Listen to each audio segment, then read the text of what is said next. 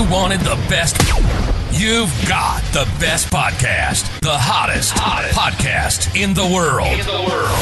The Chris Voss Show, the preeminent podcast with guests so smart you may experience serious brain bleed. The CEOs, authors, thought leaders, visionaries, and motivators.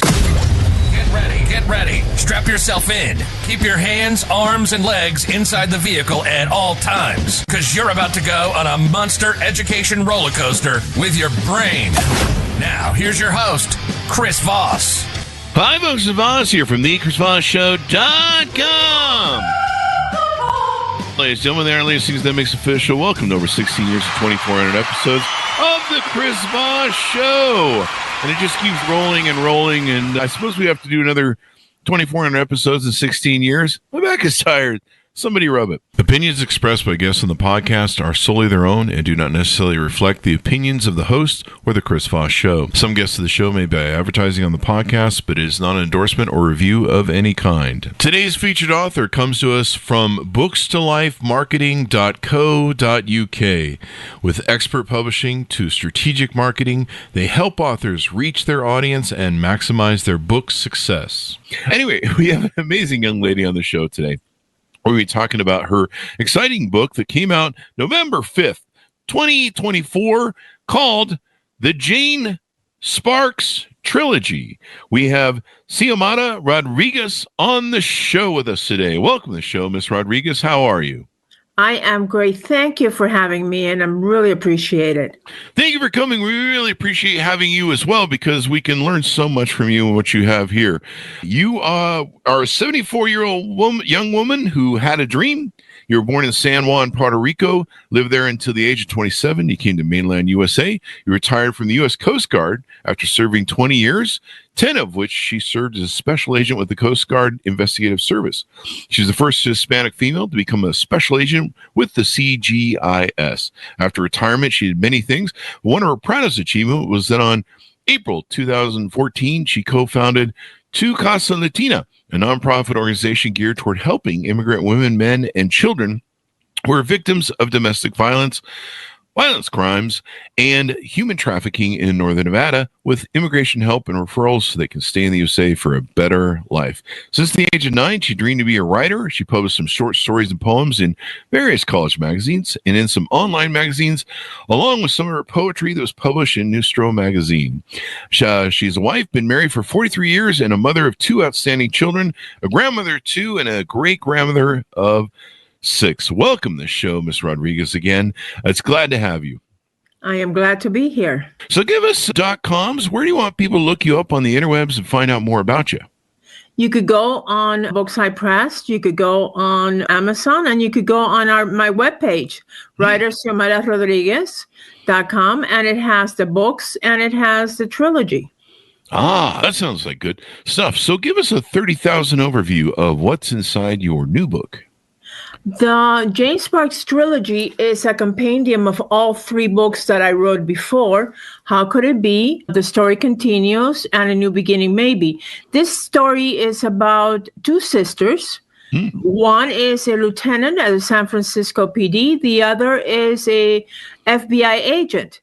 They're twin sisters, but they did not know they were twin sisters. They didn't even know the other one existed. So they find out when the FBI agent gets shot at the San Francisco PD parking lot. So now they have to find out how come they were separated and why was the FBI agent shot? Was she shot because they thought she was the lieutenant, or was she shot because she was an FBI agent?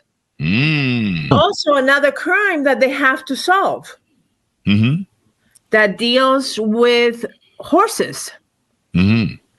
So they go and they find out what's going on. I'm not going to tell you what happens next because I want you to read the book.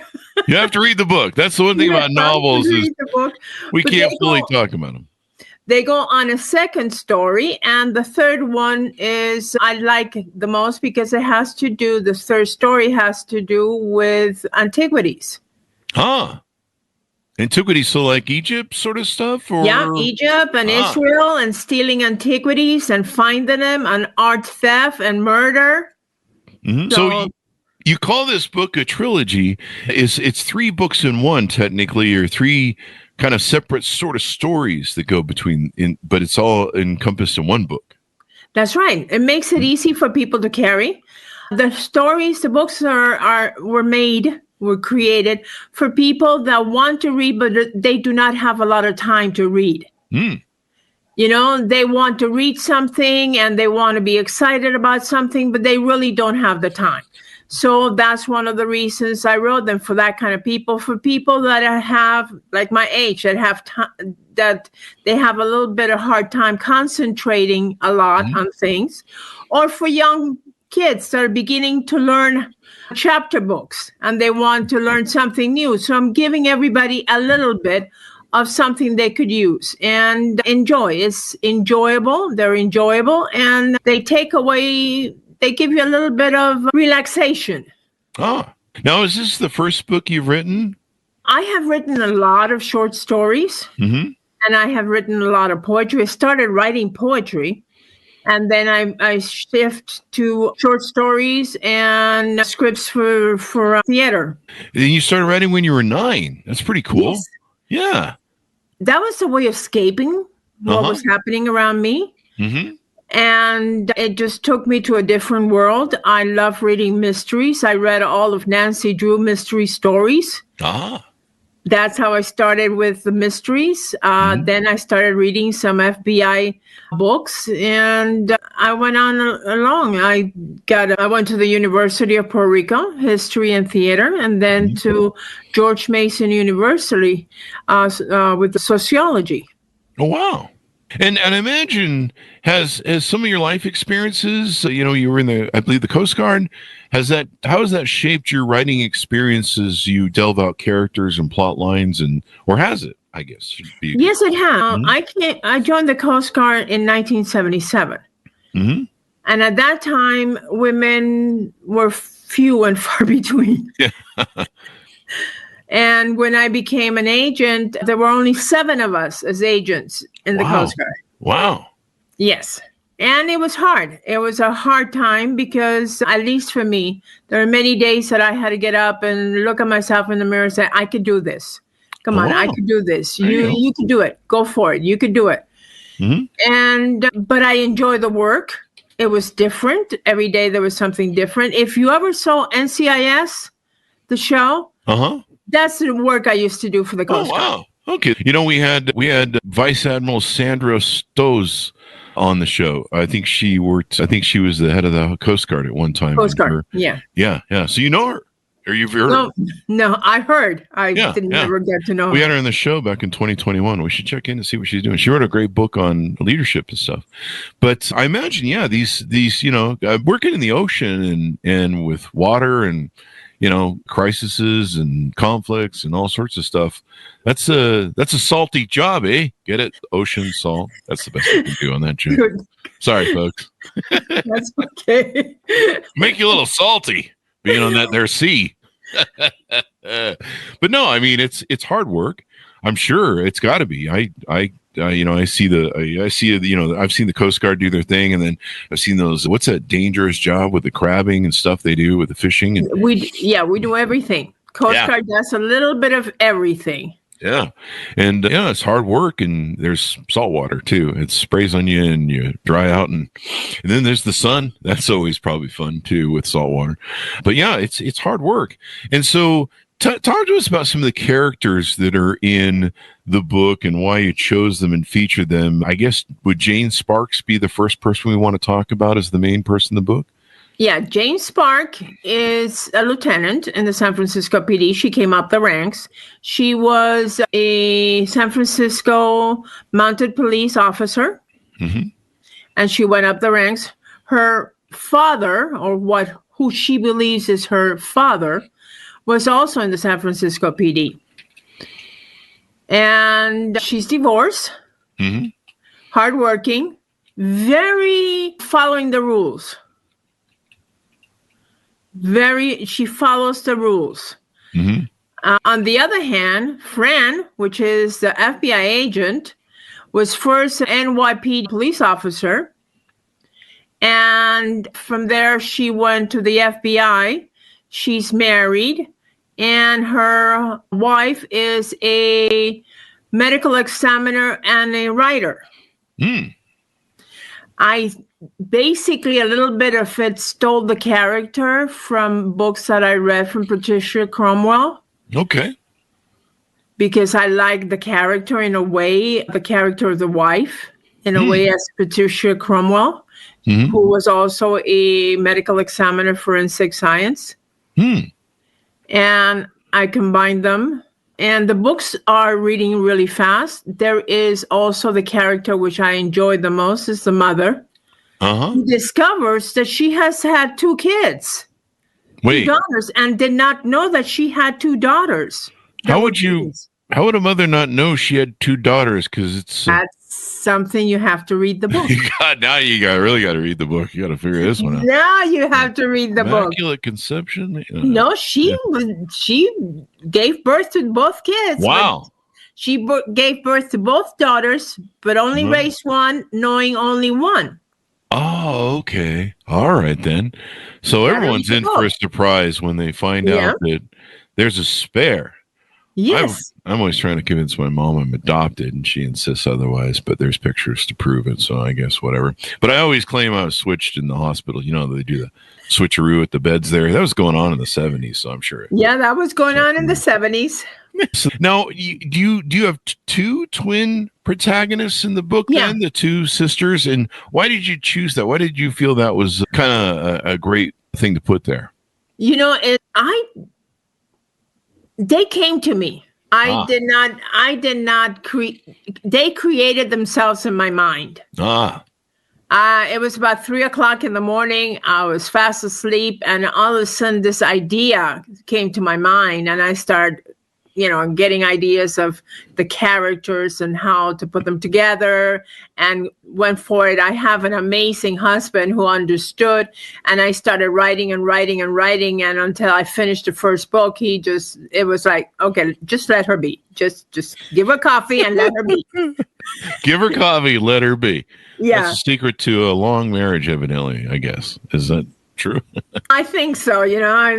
Give her coffee and just let her be. Yeah. I mean, it seems to work. So how long have you been married? 43 years? 43 years. Yeah. So clearly it's working. It is working. He's an amazing human. He is awesome. Just an amazing, thoughtful. He's such a great father and grandfather and great-grandfather. Wow. Right now, he is playing with our great-grandson in the back. Ah, that's awesome sauce. Give her I'm going to try that next time I get in a relationship. Just give her coffee and leave her alone. If she likes coffee, she might like tea. Yeah. So if she likes tea, that's cool too. I can make that. Yeah. I got a great espresso machine. We can make her some great espresso. And then let's see. What was the other question that I had for you on the things?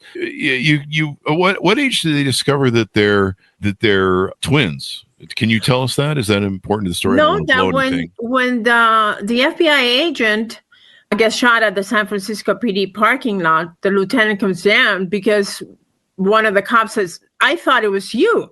Tells the lieutenant, "I thought it was you." And she, okay, I don't believe that.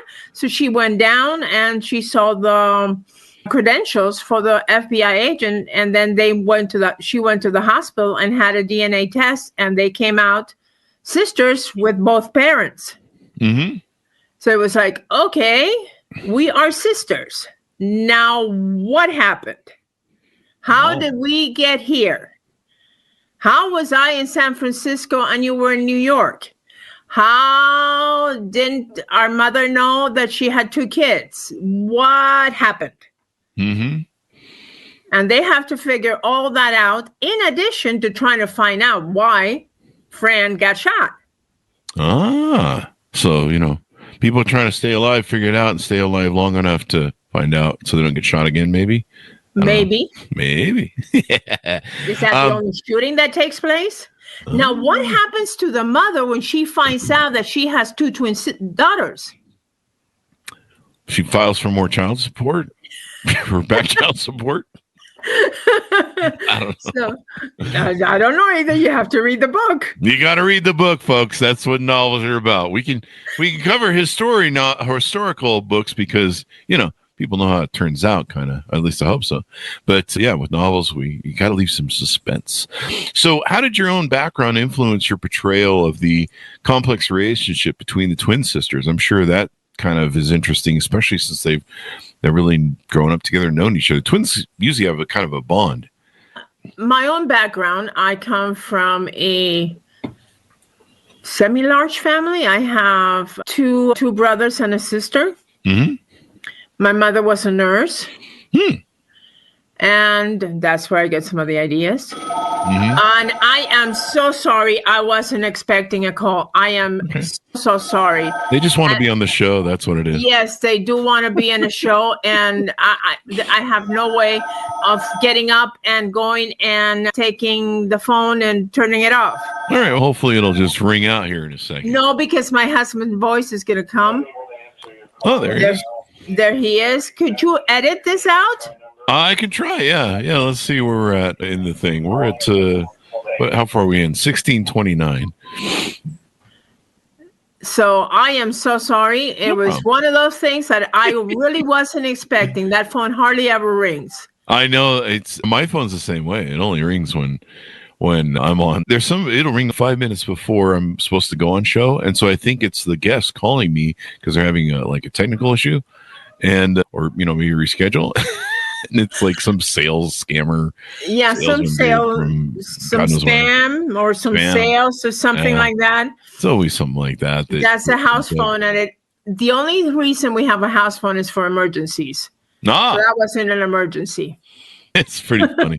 One of the other questions that I had for you, let me see if I can find it here as I hunt around to my map to try and find stuff. I'm not sure what's going on with my computer today, but so there's definitely some issues you have to resolve between them. Can you tell us anything without giving anything away about how they evolve as sisterhood? Do they become a team maybe throughout the trilogy? Yes, they do become a team, but they still have to work out the issues of being sisters, understanding the fact that they are sisters. They also have to work the issue of one trying to be able to accept their mother as her mother. Jane's parents died. What she considered her parents are both dead. So all of a sudden she has this woman that's really her biological mother. How does she get along with her? How is she going to deal with that fact? The jealousy of Fran about having to share her mother with this brand new person that is her biological sister. So those are issues that come up in the process. Each book tackles unique criminal worlds, smuggling, horse racing, and stolen art. How did you approach researching these very crimes or the crimes that are in the book? I didn't want to write books with the common drug crimes and so forth. So I have a friend, very close friend, whose brother was a horse insured person. He insured horses. Oh, wow. There is such a thing as insuring horses. And we were talking about subject, and she said, well, my brother insures horses. And I said, excuse me, say what? Insure of what horses? Said, yeah, it works very much like health insurance for people. And I said, whoa, time out. So I started researching, and I found this crime that was committed, and the FBI investigated about horses and using horses as a fraud. Oh, wow. And it took me a while, but it is a real crime, and it was investigated by the FBI. Wow. So for the shooting part, did you shoot anyone to do background testing on what that's like to get shot or shoot anyone? No. I went to the range and shot a couple of, but I had to do that anyway when I was an agent. I had to every 3 months qualify in different weapons. So yeah. Note to self, don't mess with Mrs. Rodriguez. She'll put a bullet in you. In writing about different criminal subcultures, Did it give you any challenges, or did you pull maybe some of that from your pseudo police work to give it more authenticity and accuracy, or A mixture of both. okay? A mixture. I pulled it from some of the things that I knew, and investigative form that I was taught and that I knew and I did, and some of the crimes that I just had to investigate, and that's something I like, is researching and finding out things, and the research paid off. Mm-hmm. Did you always envision the story as a trilogy, or did it begin as a simple one-book story and then expanded as you developed it? I thought it was going to be a one-book issue. That's it. One book. Mm-hmm. And then the second one came about because I couldn't leave the sisters where they were at the time.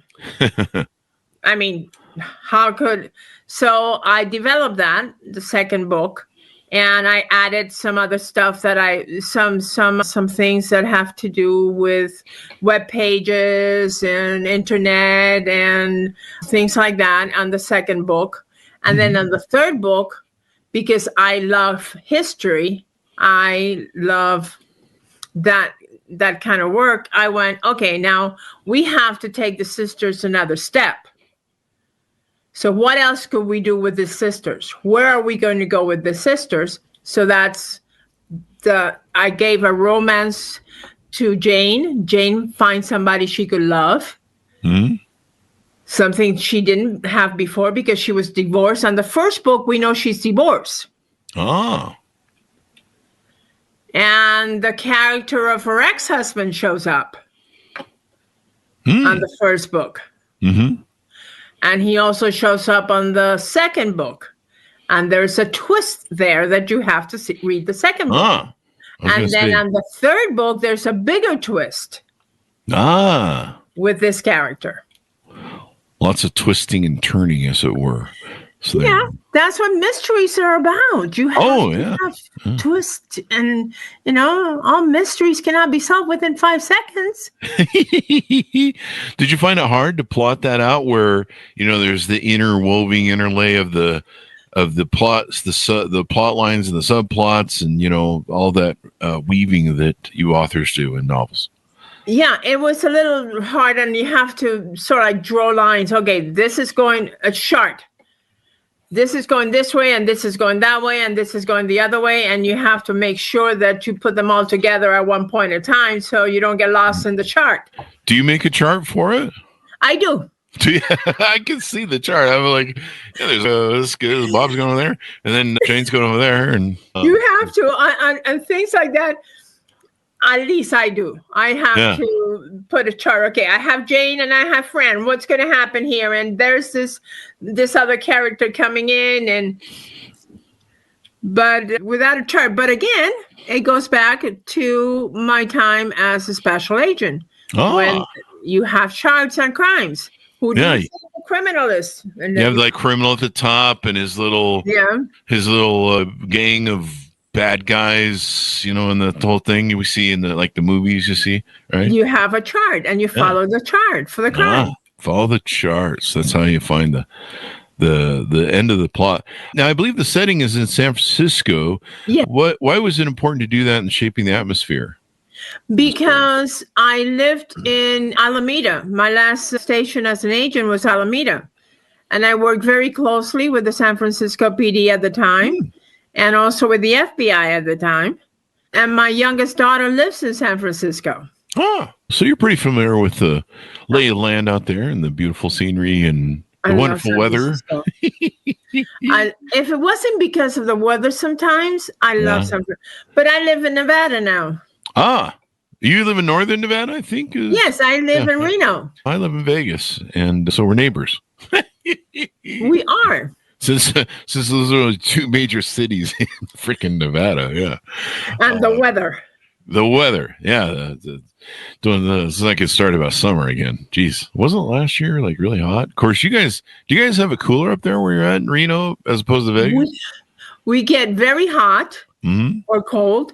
The other day it started raining and then it started to hail. And a couple of weeks before that, it was snowing. Ah, we do that here in Vegas, but usually the snowing is referred to as a cocaine party. No, I'm just kidding. That's a Las Vegas sin joke. Don't do that. Don't do that, kids. Las Vegas snow is what we call that. There we go. I had to wander for that joke a little bit in the wilderness, but I found it. So Las Vegas snow. Be confused with Las Vegas meth. Anyway, it's a wild town. Everything's there. Let's see. Do you have any plans to continue their story beyond the trilogy? Yes, I am working on another book. And I'm driving my family crazy because I have some ideas, and I'm trying to get their friends to give me suggestions to help me put some of those working parts together. And it's, Mom, would you please let us be for a couple minutes? Questions on tattoos and questions on micro dots and questions on refrigerated semis.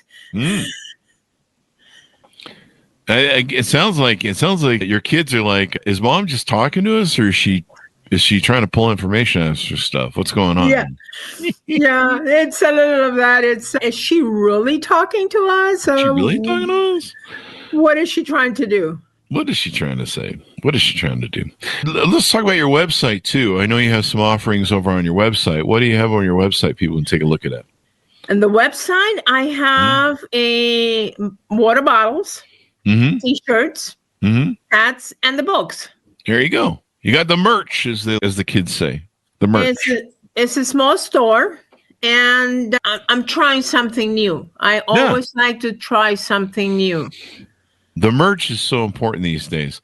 Was there any challenges you had as you were going through the trilogy, putting it together, and when you were writing it and stuff, or maybe things that you found that were really rewarding and finally getting right on the page? It was amazing because I have written many short stories before.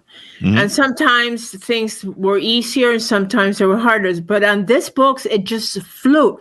The words came onto the paper and they were there and they kept flowing and the characters and everything just kept flowing. And it made it easy in a way that I had never had that kind of ease at creating something. So that was interesting for me because I kept saying, is this right? Is this the way it should be? Yeah. But it just happened. Yeah. I mean, it sounds like it's more better that way than when you can't make anything come to you and you're just sitting there in writer's block going, what the hell? I hate those writer blocks. I have been on those moments writing short stories and I get to a point and said, okay, now where do I go? On this, guys, no, the characters kept growing and flowing and things were there. So real. I know I sound a little bit off, but that's how I felt at the time. So upcoming, do you plan on writing more books? Anything in the works currently, or and there's the one that we talked about and stuff. Do you see yourself continuing to write more stories in the same venue of genre? I don't know. Let me see what happens with this other book. I have 6 great grandkids that require my attention. My great grandson comes from school and he stays here with us and we go right now. My oldest daughter is coming because in a little while we have to go to a baseball practice. I thought I was done with all that, but now I have great grandkids that I have to go to baseball practice and baseball games and gymnastics and all that stuff again. Got to go through it all again. What's the feedback you've heard from maybe readers right now on some of your characters? Do they give you any feedback? And maybe, we've had authors on the show that have talked about sometimes they didn't realize some things about their characters, like in one instance that their character was an alcoholic. After several books, their readers are like, hey, that dude's an alcoholic. And they're like, yeah, what? What sort of feedback have you gotten from your readers? I have gotten feedback that the books read too fast. Oh, they go too fast. They want it longer. And so that's the idea. It's for you to be delighted in something really fast. They like the characters. They want more interaction, a little bit of more interaction with sisters. But again, there's a crime that has to be solved. Mhm. So the third one, they have a little bit more interaction. So interesting book for people to read. And it sounds like you've really discovered your love of writing and stuff and everything else. Anything more we need to know before we go out? Thank you for allowing me to be here. I want to tell people out there that are listening or watching us that if you have a dream, go for it. Don't ever give up. I'm 74 years old. Mm-hmm. I dreamed to being a writer since the age of 9, and I'm here with you today. You're never too old to start writing, folks. Chase your dreams and all that good stuff. We'll be excited to see more of what you put out, Miss Rodriguez, in the future. Thank you for coming by. Thank you. Thank you. And thanks, Jonas, for tuning in. Order up her book wherever fine books are sold. The Jane Sparks Trilogy, November 5th, 2024 came out. 3 books in one. So you're going to get it's 3 books in one, people. How can you say no to that? Yeah. Thanks, Jonas, for tuning in. Go to goodreads.com/Chris Voss, LinkedIn.com/Chris Voss, Chris Voss 1 on the TikTok and all those crazy places on the internet. Be good to each other. Stay safe. We'll see you next time. Thank you very much.